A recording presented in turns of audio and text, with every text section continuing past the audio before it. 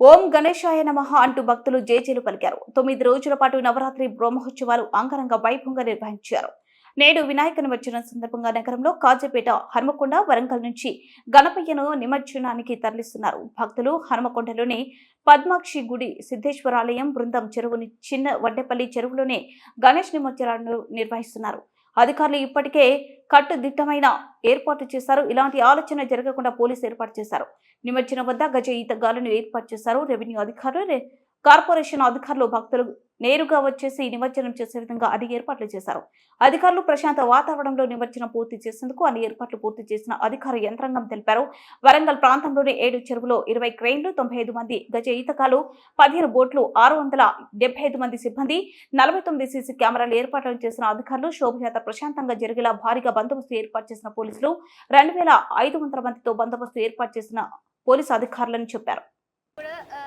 నవరాత్రి ఉత్సవాలను ఏ రోజు కూడా ఇది చేయకుండా నైవేద్యం అనేది ఉదయం సాయంత్రం జరుపుకుంటున్నాము. సో 9 రోజుల నవరాత్రులు పూర్తి చేసి ఘనంగా విజయం సాధించుకొని ఈ రోజు గణపతిని నిమజ్జనం చేయడానికి మా టీం అందరము కలిసి వచ్చాము.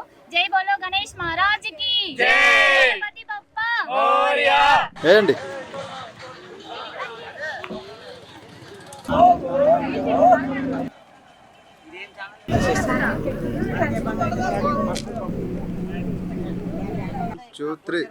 ఓకే.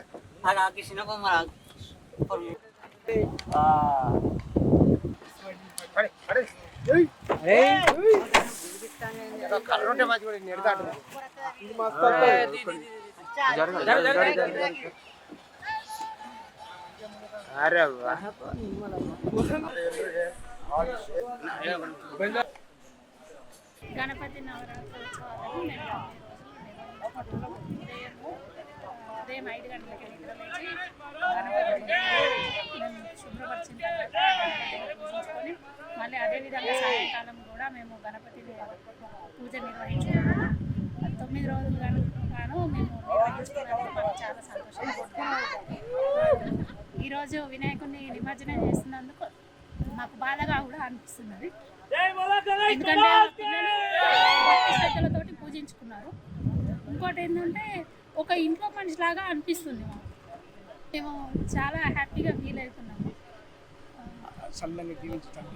మేము గణపతిని మేము చల్లగా దీవించు తండ్రి అని మేము రోజు కోరుకుంటున్నాము. అదేవిధంగా వచ్చే సంవత్సరం కూడా ఈ విధంగా గణపతి నవరాత్రులు జరుపుకోవాలని ఆశిస్తూ వినాయకుడిని మళ్ళీ తిరిగి రమ్మని కోరుతూ ఈరోజు నిమజ్జనం చేస్తున్నాం.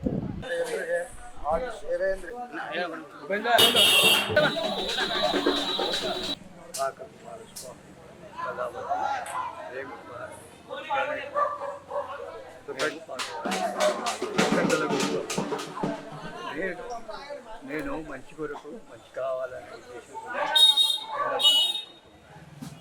కాబట్టి నాకు ఇంతకుముందు కూడా తీసుకున్నాను 80,000 పెట్టి. అయినా కూడా ప్రతిసారి ఎక్కడో ఒక దగ్గర తీసుకోవాలనే ఉద్దేశంతో తీసుకున్నాను. మంచి జరుగుతుంది అని నాకు కుమారస్వామి బాగా